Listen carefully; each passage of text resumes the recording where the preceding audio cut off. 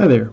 Welcome back to Tuesday's Tips. I'm Greg Kaiser, and this is one of my newer features where I go through and talk about some basic Lightroom tips and tricks, usually just a few minutes. Today I'd like to talk about one that I think probably scares a lot of people that are just getting started in editing, or it's one that people feel like they need to go into a more powerful program such as Photoshop. But I found that Lightroom is very capable of correcting certain perspective distortions.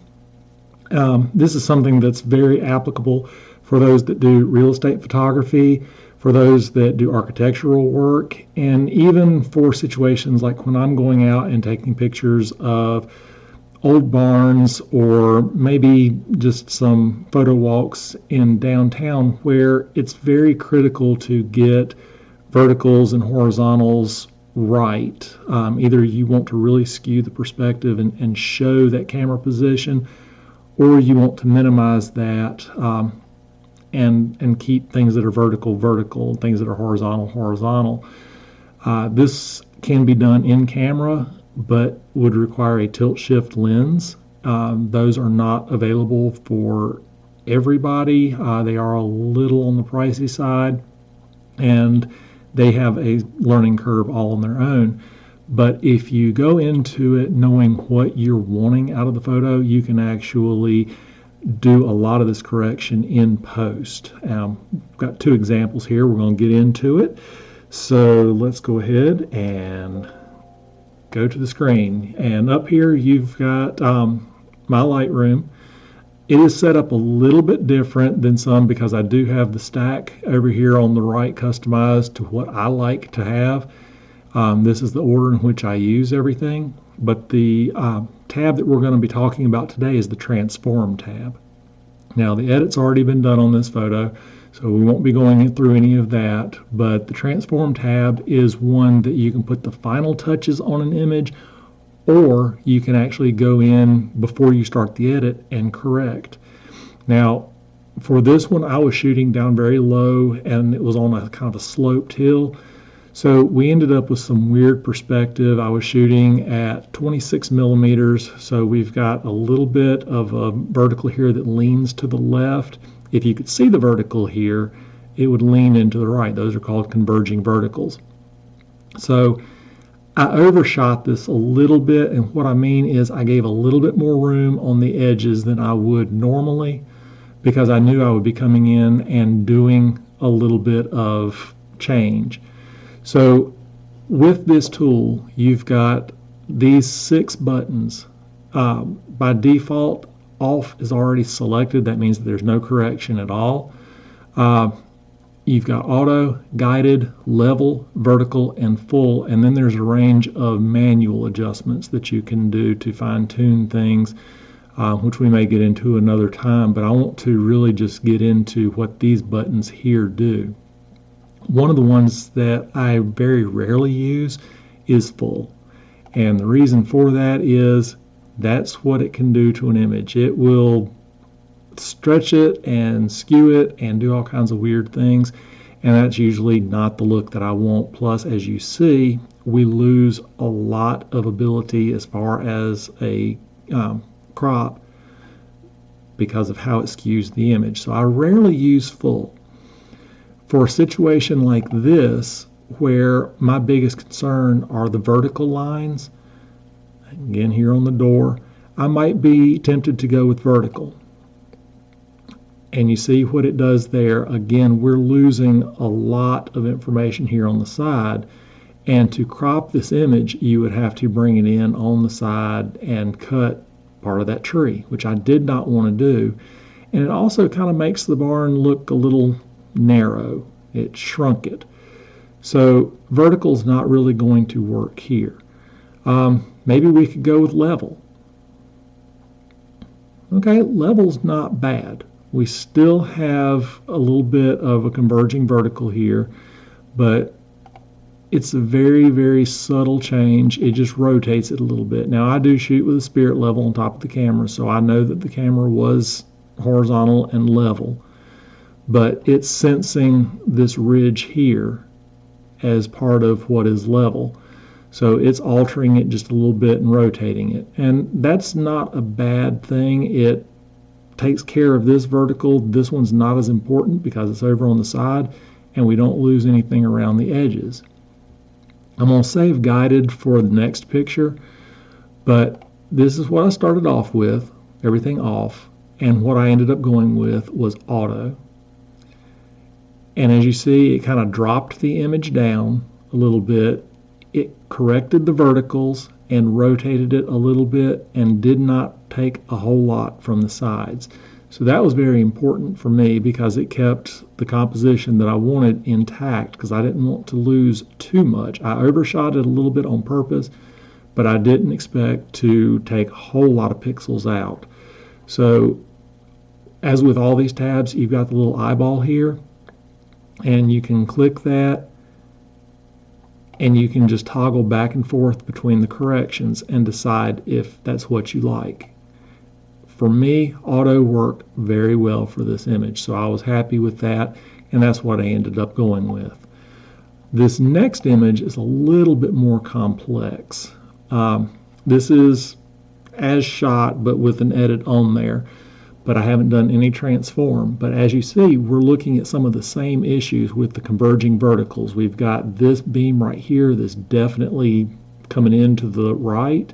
We've got this chimney coming definitely into the left. And because of my shooting position, which was kind of low once again, and I was shooting at 33 millimeters here, the whole building seems to tilt back. You see how that kind of recedes right there?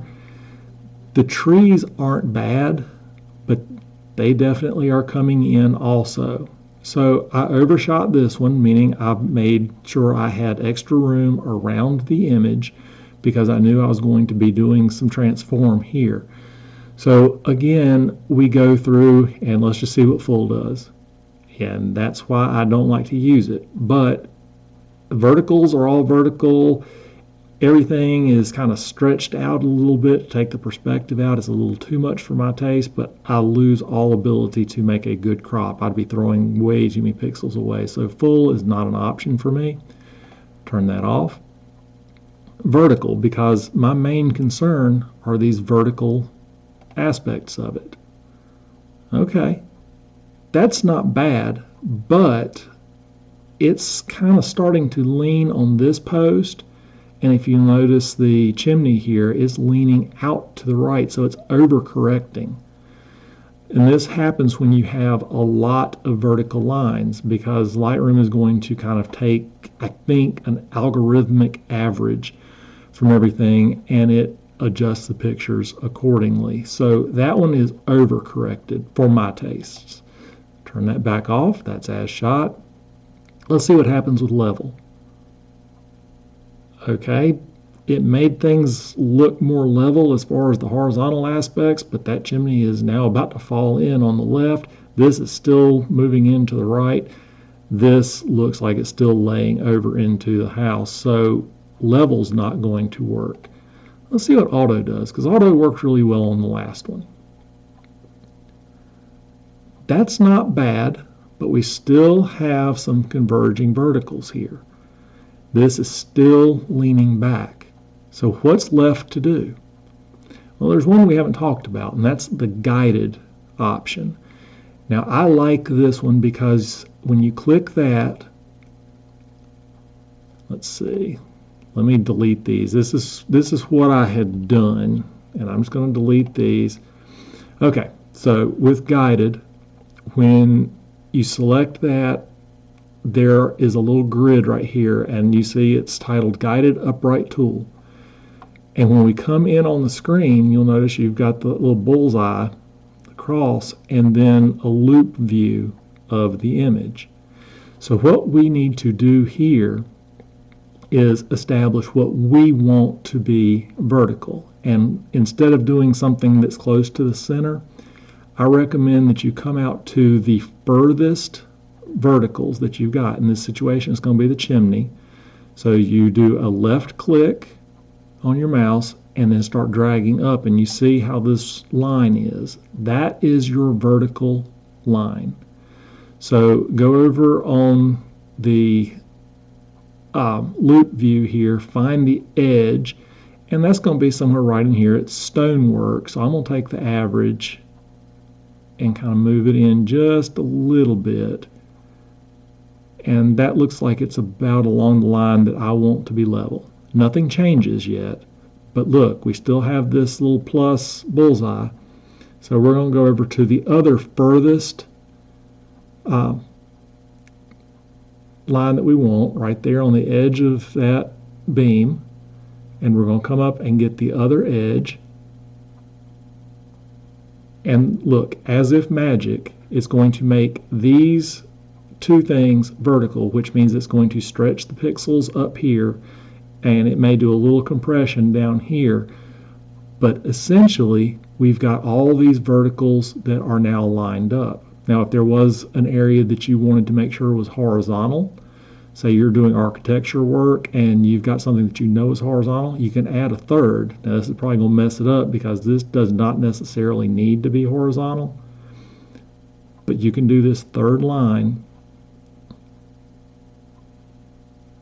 and you now have the verticals and you have a horizontal. Now, this cut that down here at the bottom. I didn't overshoot it as much as I needed to if I was going to do that correction.